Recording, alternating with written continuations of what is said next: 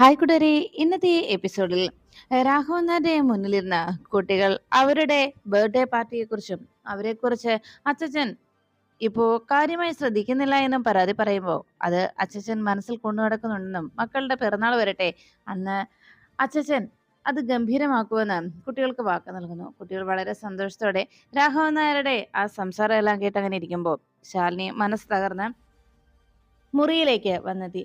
ഈ സമയത്താണ് തന്റെ മകന്റെ പ്രവൃത്തികൾ ഓർത്ത് വേദനയോടെ മഹേന്ദ്രൻ കൂടുതൽ മദ്യത്തിലേക്ക് ആശ്രയം കണ്ടെത്തിയത്. മദ്യം കഴിച്ച് അങ്ങനെ ഇരിക്കുമ്പോൾ നാസറും സ്വാമിയും മഹേന്ദ്രന്റെ അരികിലേക്ക് എത്തി. സാറ് ഇനി അധികം കഴിക്കണ്ടായെന്നും സാധാരണ കഴിക്കുന്നതിനേക്കാൾ ലിമിറ്റ് കഴിഞ്ഞു എന്ന് പറഞ്ഞ് സ്വാമി മഹേന്ദ്രനെ തടയാൻ ശ്രമിക്കുമ്പോൾ മഹേന്ദ്രൻ പറഞ്ഞു, എനിക്കറിയാം സ്വാമി, ഇന്ന് ഞാൻ എൻ്റെ സാധാരണ കോട്ടയേക്കാളും കൂടുതൽ കഴിച്ചു. പക്ഷേ അതിന് കാരണമുണ്ട്. ജീവിതത്തിൽ നമ്മൾ ഇന്നും വിജയിക്കാനാണ് ആഗ്രഹിച്ചിട്ടുള്ളത്. എന്നാൽ സ്വന്തം മകൻ തന്നെ തോൽപ്പിക്കാൻ തയ്യാറെടുത്തിറങ്ങുമ്പോൾ എങ്ങനെ അത് സഹിക്കാൻ കഴിയും? ഇന്ന് ഞാൻ മനഃപൂർവ്വം തന്നെയാണ് സ്വാമി ഇത്രത്തോളം കഴിക്കുന്നത്. ശരിക്കും എനിക്ക് കഴിക്കണം. ഇന്ന് സ്വബോധം നഷ്ടപ്പെട്ട് എനിക്ക് നിൽക്കണം. അതാണ് ഇന്നത്തെ എൻ്റെ ലക്ഷ്യമെന്ന് മഹേന്ദ്രൻ അറിയിച്ചു. അത് കേട്ട സ്വാമി പറഞ്ഞു, സാറേ, അത് ശരിയാവില്ല. സാറിന്റെ ആരോഗ്യത്തിന് തന്നെ അത് ദോഷമാണ് എന്ന് പറഞ്ഞപ്പോൾ എന്തിനാടോ ഇങ്ങനെ ജീവിക്കുന്നത്? ഇങ്ങനെ മക്കളുടെ മുന്നിൽ തോൽവി സമ്മതിച്ച് ഇങ്ങനെ ജീവിക്കാൻ കഴിയുമോ? സ്വന്തം മക്കൾ തന്നെ തോൽപ്പിക്കാനായി തയ്യാറെടുത്ത് മുന്നിട്ട് ഇറങ്ങിയിരിക്കുകയാണ്. അപ്പോൾ പിന്നെ ഈ മഹേന്ദ്രന് അങ്ങനെ അങ്ങ് എല്ലാം അവസാനിപ്പിച്ച് പോകാൻ സാധിക്കുമോ എന്ന് പറഞ്ഞ് മഹേന്ദ്രൻ വീണ്ടും മദ്യം ഒഴിച്ച് വീണ്ടും ഗ്ലാസ്സിലേക്ക് പകർത്തി ഒഴിച്ച് കഴിക്കുന്ന കാഴ്ച കണ്ട് സ്വാമി ആകെ ടെൻഷനോടെ നോക്കി. അപ്പോഴാണ് മഹേന്ദ്രൻ പറഞ്ഞത്, ഇന്ന് ഞാനൊരു തീരുമാനമെടുത്തു.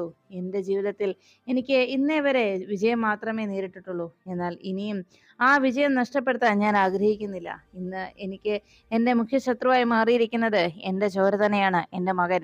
അതുകൊണ്ട് സ്വാമി കേട്ടോ, ഞാൻ നട്ടു വളർത്തിയ എൻ്റെ ചെടി അത് പുഷ്പിക്കാറായപ്പോ, പൂക്കൾ വിരിയാറായപ്പോ ഞാൻ അത് കടയ്ക്കൽ വെച്ച് വെട്ടി മാറ്റാൻ പോവുകയാണ്. അത് സ്വന്തം ചെടിയാണെന്ന അഹങ്കാരത്തോടെയും സ്വന്തം ചെടിയാണെന്ന ഓർമ്മയോടെയും തന്നെയാണ്, തിരിച്ചറിവോടും കൂടി തന്നെയാണ് എന്ന് പറഞ്ഞപ്പോ അത് കേട്ട് സ്വാമി ഞെട്ടലോടെ ചോദിച്ചു, അത് വേണോ സാറേ? അപ്പോഴാണ് മഹേന്ദ്രൻ പറഞ്ഞത്, അത് വേണം. സ്വന്തം മക്കളാണെങ്കിൽ പോലും ഈ മഹേന്ദ്രന് വാശിയാണ് വലുത്. നാസറെ, എന്താണ് വേണ്ടതെന്ന് വെച്ചാൽ നീ ചെയ്തോടാ എന്ന് മഹേന്ദ്രൻ നാസറോട് പറയുമ്പോൾ സ്വാമിയും നാസറും അങ്കലാപ്പോടെ പരസ്പരം നോക്കി. അപ്പോഴാണ് സത്യാമ്മയുടെ വീട്ടിൽ ഉമ്മറപ്പടിയിൽ എന്തൊക്കെയോ ആലോചിച്ച് അങ്ങനെ ഉമ്മറത്തോടി നടക്കുന്ന ശിവന്റെ അരികിലേക്ക് രാഘവൻ നായർ എത്തിയത്. മോനെ വിഷ്ണു, നീ എന്താണ് അവിടെ നിൽക്കുന്നത് എന്ന് ചോദിച്ചപ്പം ഒന്നുമില്ല ചാ എന്ന് ശിവൻ മറുപടി നൽകി. എടാ മോനെ, നീ പോയി കിടക്ക്, നേരെ ഒത്തിരിയായി എന്ന് പറഞ്ഞിട്ടും ഞാൻ പൊക്കോളാമെന്ന് മാത്രമല്ലാതെ റൂമിലേക്ക് പോകാൻ ശിവൻ കൂട്ടാക്കാത്തത് കണ്ട് അരികിലേക്ക് രാഘവൻ നായർ എത്തി. എടാ മോനെ, നീ എന്താ ഇങ്ങനെ ആലോചിച്ചത് വഴി നടക്കുന്നത്? നിന്റെ മനസ്സിൽ എന്താണെന്ന് ഈ അച്ഛൻ അറിയാം എന്ന് പറഞ്ഞപ്പോ രാഘവൻ നായരെ ഞെട്ടലോടെ ശിവൻ നോക്കി. ഉടനെ രാഘവൻ നായർ പറഞ്ഞു, എടാ മോനെ, സത്യത്തിൽ ഇങ്ങനെ ഭക്ഷണമൊക്കെ കഴിച്ചതിന് ശേഷം ഞാനും നിന്റെ അമ്മയും ആ കാണുന്ന മരത്തിന്റെ ചുവട്ടിൽ ഇങ്ങനെ വന്നിരിക്കാറുണ്ടായിരുന്നു. അധിക നേരം ഞങ്ങൾ അവിടെ തന്നെ ഇരിക്കും. അവിടെ ഇരിക്കുന്ന ആ നിമിഷങ്ങളിലാണ് ഞങ്ങൾ പരസ്പരം ജീവിതത്തിലേക്ക് ഇനിയുള്ള നീക്കങ്ങളെ കുറിച്ചും ഇനിയുള്ള മുന്നോട്ടുള്ള ജീവിതം എങ്ങനെയായിരിക്കണമെന്നും ഇതുവരെ ജീവിതത്തിൽ സംഭവിച്ച വീഴ്ചകളും നേട്ടങ്ങളെക്കുറിച്ചും ജീവിതം ഇനി എങ്ങനെ മുന്നോട്ട് നയിക്കണമെന്നതിനെക്കുറിച്ചും അങ്ങനെയുള്ള പ്രധാനപ്പെട്ട പല കാര്യങ്ങളും ചർച്ച ചെയ്യുകയും തീരുമാനമെടുക്കുകയും ചെയ്യുന്നത് ഇവിടെ ഒത്തൊരുമിച്ചിരിക്കുന്ന ആ നിമിഷങ്ങളിലാണ് പരസ്പര സ്നേഹവും പരസ്പര വിശ്വാസവും പങ്കുവെക്കുകയും പരസ്പര സ്നേഹത്തോടെ ജീവിതത്തെക്കുറിച്ചുള്ള കാഴ്ചപ്പാടും ജീവിതത്തെക്കുറിച്ചുള്ള പ്രതീക്ഷകളും സ്വപ്നങ്ങളും ഒക്കെ പങ്കുവെക്കുന്നതുമെല്ലാം ആ നിമിഷത്തെ ആ ഒരുമിച്ചുള്ള ആ ഇരിപ്പിലാണ്. എന്നാൽ ഇന്നത്തെ കാലത്ത് ഭാര്യ ഭർത്താക്കന്മാർ സമ്പത്ത് ഉണ്ടാക്കിയെടുക്കാനായി, പണം നേടിയെടുക്കാനായി നെട്ടോട്ടം ഓടുമ്പോൾ അവർക്ക് നഷ്ടമാകുന്നത് അത്തരം ചില നിമിഷങ്ങളാണ്. അത്തരം ചില അപൂർവ നിമിഷങ്ങൾ, അത്തരം വിലപ്പെട്ട നിമിഷങ്ങൾ അവരുടെ ജീവിതത്തിൽ നിന്ന് അന്യം നിന്നു പോവുകയാണ്. എന്നിട്ടോ അവരെന്ത് നേടുന്നു? പരസ്പരം കലഹവും ബഹളവും അല്ലാതെ ജീവിതത്തിൽ സന്തോഷമോ സമാധാനമോ എന്തെങ്കിലും കൈവരിക്കാൻ അവർക്ക് കഴിയുന്നുണ്ടോ എന്ന് രാഘവൻ നായർ ശിവനോട് ചോദിച്ചു. ഒന്നും പറയാനാകാതെ ശിവൻ അങ്ങനെ നിൽക്കുമ്പോൾ രാഘവൻ നായർ ചോദിച്ചു, എടാ മോനെ, എന്താണ് നിങ്ങളുടെ ജീവിതത്തിൽ സംഭവിച്ചത്? എനിക്ക് മനസ്സിലാക്കാൻ പറ്റുന്നുണ്ട്. എൻ്റെ മുന്നിൽ നിൽക്കുന്നത് എൻ്റെ പഴയ വിഷ്ണു അല്ല എന്ന്. അത് കേട്ടതോടെ പെട്ടെന്ന് ശിവൻ ചിന്തിച്ചു, ഈശ്വര, അപ്പോ സ്വബോധം തിരിച്ചു വന്നു തുടങ്ങിയോ? എന്നെ മനസ്സിലാക്കി കഴിഞ്ഞോ? ഇനി എനിക്ക് ഈ അഭിനയം അവസാനിപ്പിക്കാമല്ലോ ഈശ്വര. ഇനി എനിക്ക് തുറന്നു പറയാം, ഞാൻ വിഷ്ണു അല്ല എന്നുള്ള സത്യം. അങ്ങനെയാണെങ്കിൽ എന്നേക്കുമായി എനിക്ക് ഈ അഭിനയം അവസാനിപ്പിക്കാം. മറ്റൊരാളായി ജീവിതത്തിൽ ജീവിക്കുക, മറ്റുള്ളവരുടെ മുന്നിൽ അഭിനയിച്ച് ജീവിക്കുക എന്നത് ഒരിക്കലും എന്നെ കൊണ്ട് സാധിക്കുന്ന കാര്യമല്ല. ഇതോടെ എല്ലാത്തിനും ഒരു സമാധാനവും എല്ലാത്തിനും ഒരു പരിഹാരവുമാവുമല്ലോ. ഇനിയും ഇങ്ങനെ ഒരു അഭിനയവുമായി മുന്നോട്ട് നീങ്ങേണ്ടി വരില്ലല്ലോ. എന്തായാലും എല്ലാ സത്യങ്ങളും അങ്ങ് തുറന്നു പറഞ്ഞേക്കാം. ഈ അഭിനയം മടുത്തു. ഇനിയും മറ്റൊരാളായി ജീവിക്കുക എന്ന് പറഞ്ഞാൽ അത് എന്നെ സംബന്ധിച്ച് അത്ര നിസ്സാരമായി സാധിക്കുന്ന കാര്യമൊന്നും അല്ല എന്നെല്ലാം ശിവൻ മനസ്സിൽ ചിന്തിച്ച് രാഘവൻ നായരോട് സംസാരിക്കാനായി. അത് പിന്നെ അച്ഛ എന്ന് പറഞ്ഞ് രാഘവൻ നായരുടെ അരികിലേക്ക് ശിവൻ ചെല്ലുമ്പോൾ രാഘവൻ നായർ പറഞ്ഞു, എനിക്ക് അറിയടാ മോനെ, എന്താണ് പറ്റിയതെന്നുള്ള കാര്യം എനിക്ക് മനസ്സിലാവുന്നുണ്ട്. അത് കേട്ടതും രാഘവൻ നായരെ ശിവൻ നോക്കിയിട്ട്, അച്ഛാ അത് പിന്നെ എന്ന് പറഞ്ഞ് രാഘവൻ നായരോട് താൻ ശിവനാണെന്നുള്ള കാര്യം പറയാൻ ശിവൻ ശ്രമിക്കുമ്പോഴേക്കും രാഘവൻ നായർ പറഞ്ഞു, എടാ മോനെ, നിങ്ങൾക്കിടയിലുള്ള ആ പഴയ കളിയും ചിരിയും ഒക്കെ ഇപ്പോ അച്ഛൻ കാണുന്നേയില്ല. എന്താ നിങ്ങൾക്കിടയിൽ സംഭവിച്ചത്? എന്തായാലും അച്ഛൻ ഒരു തീരുമാനമെടുത്തതും അതുകൊണ്ട് തന്നെയാണ്. നിങ്ങൾക്ക് നഷ്ടപ്പെട്ട ആ നല്ല നിമിഷങ്ങൾ നിങ്ങളുടെ ജീവിതത്തിൽ നിങ്ങൾക്കായി ഇന്നേ വരെ അച്ഛനും അമ്മയും ഒന്നും നിങ്ങൾക്ക് സമ്മാനിച്ചിട്ടില്ല. അതുകൊണ്ട് തന്നെ നിങ്ങൾക്ക് നഷ്ടപ്പെട്ടു പോയ ആ നല്ല ദിവസങ്ങൾ ഇനിയെങ്കിലും നിങ്ങൾക്ക് തിരികെ നൽകാനാണ് അച്ഛന്റെ തീരുമാനം. അതുകൊണ്ടാണ് അച്ഛൻ ഇന്ന് കുട്ടികളെ അച്ഛന്റെയും അമ്മയുടെയും ഒപ്പം കിടന്നുറങ്ങാനായി കൂട്ടിക്കൊണ്ടു പോയതെന്ന് രാഘവൻ നായർ അറിയിച്ചു. ഉടനെ സത്യഭാമ ശിവനോട് രാഘവൻ നായർ സംസാരിച്ചുകൊണ്ട് നിൽക്കുന്ന കാഴ്ച കണ്ട് സത്യാമ്മയും വാതിക്കലേക്ക് എത്തുമ്പോൾ രാഘവൻ നായർ പറഞ്ഞു, ഇടമോനെ, നമ്മുടെ തമിഴ്നാടുകളിലൊക്കെ ഇതൊരു ആചാരമാണ്. ശാന്തി മുഹൂർത്തം എന്നാണ് അതിനവർ പറയാറുള്ളത്. നീ ഇത് അങ്ങനെയാണെന്ന് കരുതിയാൽ മതിയടാ. എന്തായാലും ഇനിയും നിങ്ങൾക്കിടയിൽ നഷ്ടപ്പെട്ടു പോയ ആ നല്ല നിമിഷങ്ങൾ അത് ഇനിയും നഷ്ടപ്പെടുത്തിക്കൂടാ. അതുകൊണ്ട് ഒരുമിച്ചിരുന്ന് കുറച്ചു നേരം കൊച്ചു വർത്തമാനമൊക്കെ പറഞ്ഞ് നിങ്ങളുടേതായ ജീവിതം നേടിയെടുക്ക്. അതുകൊണ്ട് ഇനി ഇങ്ങനെ ഈ മഞ്ഞത്തുകൂടി നടക്കണ്ട. അച്ഛനും കുറെ ഇങ്ങനെ അനുഭവിച്ചിട്ടുള്ളതാ. അതുകൊണ്ട് അച്ഛൻ പറയുന്നത്, നീ വന്നേ, വേഗം പോയി റൂമിലേക്ക് പോകാൻ നോക്ക് എന്ന് പറഞ്ഞപ്പോ, അച്ഛൻ ഞാൻ വന്നോളാം എന്നായിരുന്നു ശിവന്റെ മറുപടി. പക്ഷേ രാഘവൻ നായർ ശിവനെ വിടാൻ കൂട്ടാക്കാത്തത് കൊണ്ട് ബലമായി തന്നെ ശിവനെ പിടിച്ചുകൊണ്ട് നേരെ അകത്തേക്ക് പോകുമ്പോൾ അവിടെ ഹാളിൽ നിൽക്കുന്ന സത്യാമ്മയെ ഞെട്ടിലൂടെ ശിവൻ നോക്കി. എങ്ങനെ താൻ ഇതിൽ നിന്ന് രക്ഷപ്പെടുമെന്നുള്ള ദയനീയമായ ശിവന്റെ നോട്ടം കണ്ടപ്പോൾ രാഘവൻ നായർ ബലമായി ശിവനെ പിടിച്ചു നിർത്തി. എടാ മോനെ, നീ ഇങ്ങോട്ട് വന്നേ, അച്ഛനല്ലേ പറയുന്നതെന്ന് പറഞ്ഞ് കൂട്ടിക്കൊണ്ടു പോകുമ്പോ സത്യാമ്മയെ കണ്ടതും രാഘവൻ നായർ പറഞ്ഞു, ഭാമയെ, നമ്മൾ കരുതിയ പോലെ തന്നെയാ ഇവർക്കിടയിലെ എന്തോ കാര്യമായ പിണക്കമുണ്ട്. അത് മാറ്റിയെടുക്കണം. ഇവനെ ഞാൻ നോക്കുമ്പം തനിച്ച് ഈ പുറത്ത് നിൽക്കുക. അതെ, ഈ മഞ്ഞുള്ള സമയത്ത് ഇങ്ങനെ പുറത്ത് നിന്ന് മഞ്ഞു കൊള്ളേണ്ട കാര്യമൊന്നും ഇല്ലല്ലോ. അതുകൊണ്ട് മര്യാദയ്ക്ക് ഇവനോട് റൂമിൽ പോയി കിടക്കാൻ ഞാൻ പറഞ്ഞതാ. എന്തായാലും ഇവനെ ഞാൻ മുറിയിലാക്കിയിട്ടേ ഉള്ളൂ, നീ ഇങ്ങ് വന്നേടാ എന്ന് പറഞ്ഞ് ശിവനെ ബലമായി പിടിച്ചുകൊണ്ട് പോകാൻ തുടങ്ങുമ്പോൾ സത്യാമ്മ ശിവനെ ഒന്ന് നോക്കി, ശിവ, തൽക്കാലം മുറിയിലേക്ക് പൊയ്ക്കോ. എന്നിട്ട് രാഘവേട്ടൻ ഉറങ്ങിക്കഴിയുമ്പോൾ ഞാൻ വന്ന് പുറത്തിറക്കിക്കോളാം. അല്ലെങ്കിൽ രാഘവേട്ടൻ സമ്മതിക്കില്ല എന്ന് ശിവനോട് സത്യാമ്മ പതിയെ പറയുമ്പോൾ രാഘവൻ നായർ ചോദിച്ചു, എന്താടാ മോനെ നിന്റെ അമ്മ പറയുന്നത്? ഒന്നുമില്ല ചാ എന്ന് ശിവൻ മറുപടി നൽകി. അങ്ങനെ ശിവനെയും കൂട്ടിക്കൊണ്ട് രാഘവൻ നായർ ബലമായി മുകളിലേക്ക് കയറി പോകുമ്പോൾ ശിവൻ ആലോചിച്ചു, ഈശ്വര, ഞാനിനി എങ്ങനെയാ മുറിയിലേക്ക് ചെന്ന് കയറുക? അച്ഛനെ സമാധാനപ്പെടുത്താനാണെങ്കിൽ പോലും എങ്ങനെയാണ് ഈ ഒരു അവസ്ഥയിൽ ഞാൻ ആ മുറിയിൽ ചെല്ലുക എന്നല്ല ശിവൻ ഇങ്ങനെ ചിന്തിച്ച് അങ്ങ് ടെൻഷൻ അടിച്ചിരിക്കുമ്പോൾ ശാലിനി മുറിയിലെത്തി വിഷ്ണുവിന്റെ ഫോട്ടോയും നോക്കി സങ്കടത്തോടെ ഇരിക്കുമ്പോഴാണ് രാഘവൻ നായർ ശിവനുമായി നേരെ ആ വാതുക്കലേക്ക് എത്തിയത്.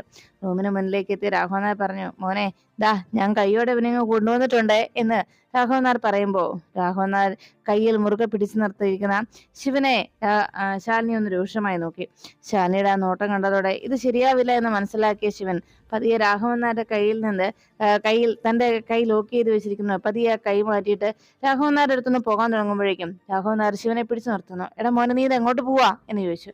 രാഘവൻ നായരോടൊന്നും മിണ്ടാനാകാതെ ശിവൻ തലമുഞ്ചങ്ങ നിൽക്കുമ്പോൾ ശാലിനിയോട് രാഘവൻ നായർ പറഞ്ഞു, മോളെ, നിങ്ങൾ രണ്ടുപേരുടെയും പിണക്കവും പരിഭവവും ഒക്കെ അവസാനിപ്പിച്ച് നിങ്ങളെ കുറച്ച് കൊച്ചു വർത്താനൊക്കെ പറഞ്ഞ് ഇവിടെ ഇരിക്കേ എന്ന് പറഞ്ഞ് ശിവനെ അകത്തേക്ക് തള്ളിവിടുന്നു. എടാ മോനെ, കയറി ചെല്ലടാ എന്ന് പറഞ്ഞപ്പോൾ അത് പിന്നെ ഞാൻ പിന്നെ വന്നോളാം എന്ന് പറഞ്ഞ് ശിവൻ പുറത്തേക്ക് ഇറങ്ങാൻ തുടങ്ങിയപ്പോൾ രാഘവൻ നായർ പറഞ്ഞു, നീ എങ്ങോട്ടേക്ക് പോകുന്നത്? നിക്കടാ അകത്ത് ഇവിടെ എന്ന് പറഞ്ഞ് ബലമായി രാഘവൻ നായർ ശിവനെ അകത്തേക്ക് കയറ്റിയിട്ട് പതിയെ വാതിലങ്ങ് അടച്ചു.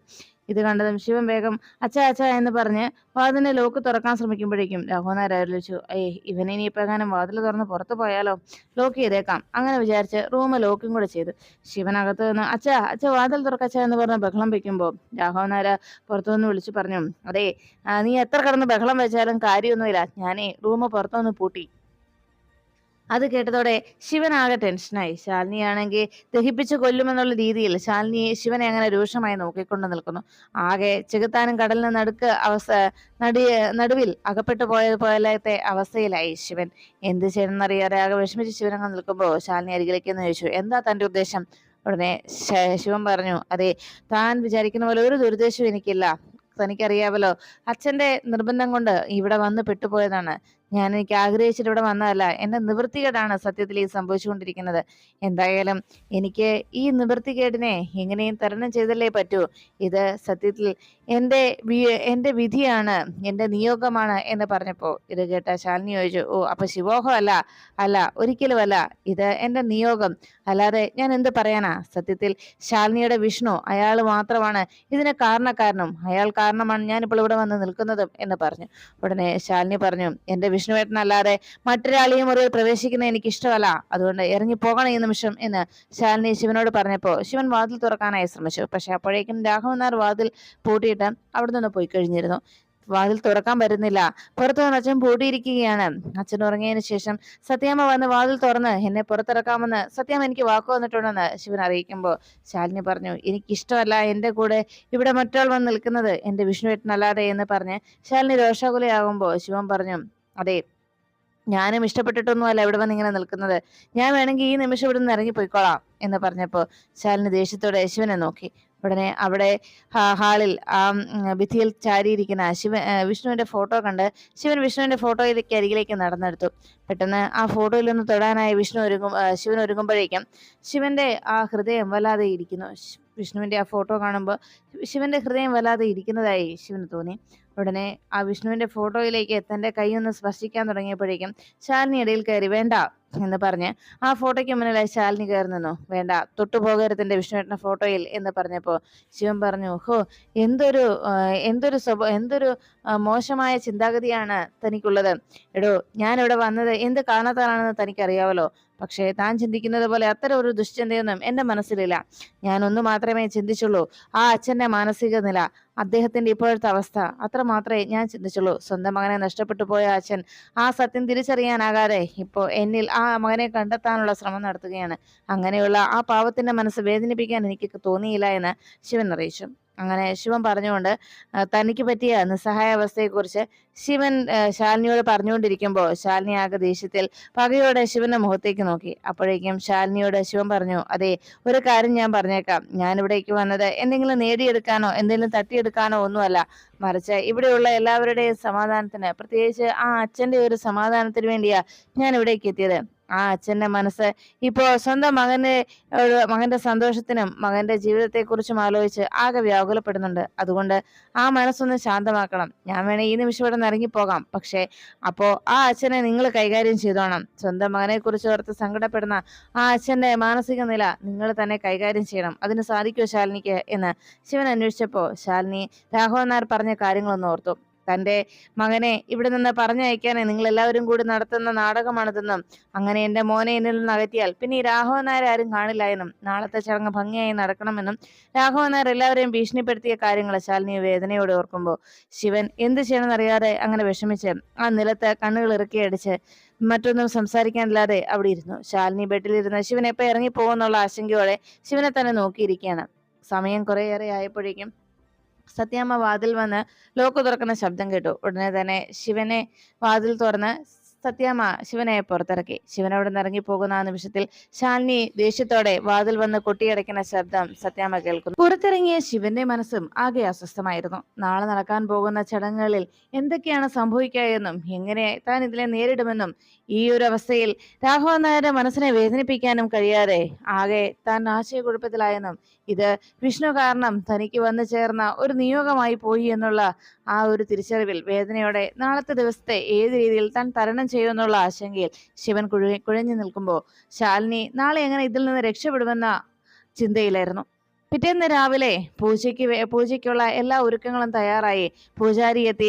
അവിടെ നടക്കാൻ പോകുന്ന വിവാഹ വാർഷികത്തെക്കാൾ ഉപരി നാളെ ഒരു വിവാഹം തന്നെ അവിടെ നടക്കുന്നതിന്റെ എല്ലാ ചുറ്റുവട്ടങ്ങളും ഒരുക്കിയിട്ടായിരുന്നു രാഘവൻ നായർ വെഡിങ് ആനിവേഴ്സറിക്കായി തയ്യാറെടുപ്പുകൾ നടത്തിയിരുന്നത്.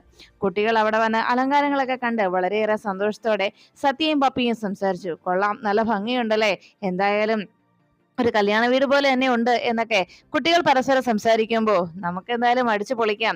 ഇന്നത്തെ ദിവസം നമ്മുടെ അച്ഛന്റെ അമ്മയുടെയും കല്യാണം ഒന്നുകൂടി കാണാമല്ലോ എന്നൊക്കെ എന്നുള്ള രീതിയിൽ അവർ കുട്ടികൾ സംസാരിക്കുമ്പോൾ അവിടെ നടക്കാൻ പോകുന്നത് ശിവന്റെയും ശാലിനിയുടെയും വിവാഹമാണ് എന്നുള്ള കാര്യം കുട്ടികൾ തിരിച്ചറിയാതെ വിഷ്ണു അച്ഛൻ ഇന്നത്തെ ദിവസം ഇവിടെ അവരെ കാണുവാനായി മടങ്ങിയെത്തുന്നുള്ള പ്രതീക്ഷയിൽ ആ കുഞ്ഞു മനസ്സുകൾ വിഷ്ണുവിന് വേണ്ടി കാത്തിരിക്കുമ്പോൾ ഈ പ്രതിസന്ധിയെ താൻ എങ്ങനെ തരണം ചെയ്യുമെന്നോർത്ത് ഇതിൽ നിന്ന് രക്ഷപ്പെടാൻ തന്റെ ജീവനെങ്കിലും പോയി കിട്ടിയാൽ മതിയായിരുന്നു എന്ന ചിന്താഗതിയോടെ ശാലിനി ആകെ ആശങ്കയിൽ നിൽക്കുമ്പോൾ സത്യാമ്മയോട് ചോദിച്ചിട്ടെങ്കിലും എന്തെങ്കിലും ഒരു പോംവഴി കണ്ടെത്താൻ കഴിയുമെന്നുള്ള പ്രതീക്ഷയിൽ ഏത് വിധേനയും തന്നെ ഈ പ്രശ്നത്തിൽ നിന്ന് രക്ഷിക്കാൻ ആരെങ്കിലും എത്തുന്നുള്ള ഒരു ചെറിയൊരു നേരിയ പ്രതീക്ഷയെ മനസ്സിൽ വെച്ചുകൊണ്ട് ഒടുവിൽ തനിക്ക് രക്ഷപ്പെട്ടാൻ കഴിഞ്ഞില്ല എന്നുണ്ടെങ്കിൽ തന്റെ വിഷ്ണുവേട്ടന്റെ അരികിലേക്ക് താൻ യാത്ര പുറപ്പെടുമെന്ന തീരുമാനത്തിലെത്തി ശാലിനി ആ ഒരു ഉറച്ച തീരുമാനം എടുത്തുകൊണ്ട് അങ്ങനെ നിൽക്കുകയാണ്. വിഷ്ണുവിനെ നഷ്ടപ്പെട്ട ആ സത്യം ഉൾക്കൊള്ളാൻ കഴിയാതെ, ആ സത്യം ആരോടും തുറന്നു പറയാനാകാതെ നീറി സ്വയം പുകഞ്ഞു എരുതിയിൽ എന്ന പോലെ സ്വയം നീറിപ്പുകയുന്ന ശാലിനിയുടെ മനസ്സിനെ കുറിച്ച് ഓർത്ത് ശാരദാമ്മയും തന്റെ മകളുടെ ജീവിതം ഏത് ദിക്കിലേക്കാണ് പോയിക്കൊണ്ടിരിക്കുന്നതും ഏതവസ്ഥയിലേക്കാണ് ആ ജീവിതം ഇങ്ങനെ ഒഴുകിക്കൊണ്ടിരിക്കുന്നത് എന്ന് പറഞ്ഞറിയിക്കാനാകാതെ, ആരോടും ഒന്നും മനസ്സുപോലും തുറക്കാനാകാതെ പാവം ആ അമ്മയും മകൾക്ക് വേണ്ടി ഇതിനൊരു പരിഹാര മാർഗം എന്താണെന്ന് ഈശ്വരന്മാരോട് കേണപേക്ഷിക്കുന്നു.